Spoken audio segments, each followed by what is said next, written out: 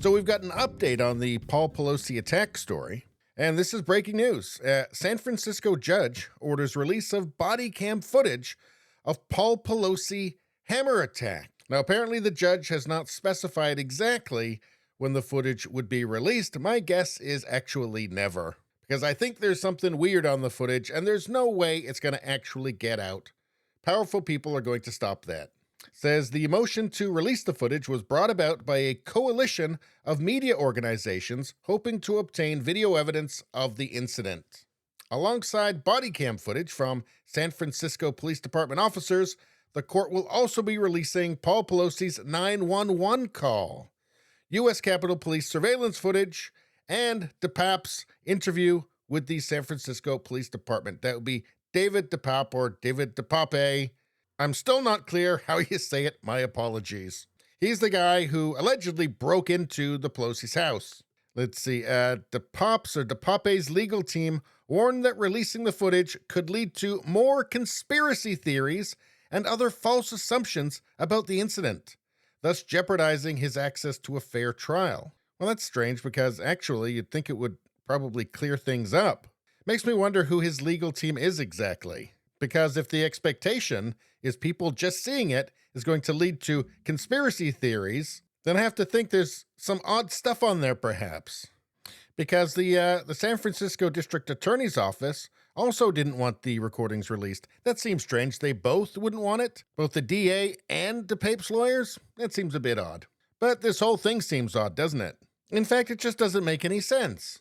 Because at the time that this happened, Nancy Pelosi was Speaker of the House. And second in line to the presidency goes Vice President, then Speaker of the House. That's an incredibly powerful position, one of the most powerful positions in the world. And for some reason, they didn't have any security watching their house. That this, mentally ill, hippie, hemp jewelry making drug dealer, very progressive, according to everyone who ever knew him, including his wife and son. Oh, and also a nudist. So this mentally ill hippie nudist was somehow able to break in to the third most powerful person in the United States house at 2 o'clock in the morning, when of course it's very quiet at that time and a noise like a window smashing, for instance, would easily be heard by any security. And if it's that easy to get into the place, how many video cameras and microphones have the Chinese put in there? That just simply doesn't make any sense. It would actually make a little bit more sense if Paul Pelosi actually just let him in. And here's something that's odd. Here's a story from CNN from November last year. See, the officers, and these are the officers who arrived at the Pelosi house after the 911 call.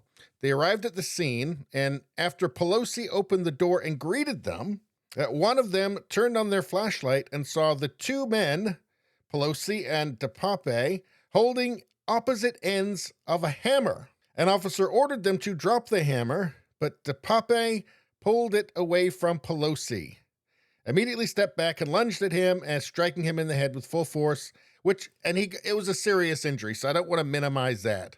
But it doesn't change the fact this is all pretty weird. So the officers arrive at the scene, and the guy who's supposed to be holding him hostage allows him to open the door to the police.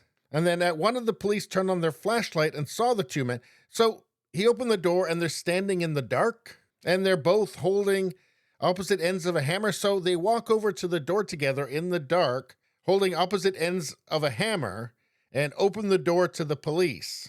Now, previous reports were that Paul Pelosi walked to the door by himself, let the police in, didn't seem to be alarmed in any way, didn't try and escape or raise an alert, and then walked back, at which point then he was assaulted. So the whole thing is just very weird, isn't it?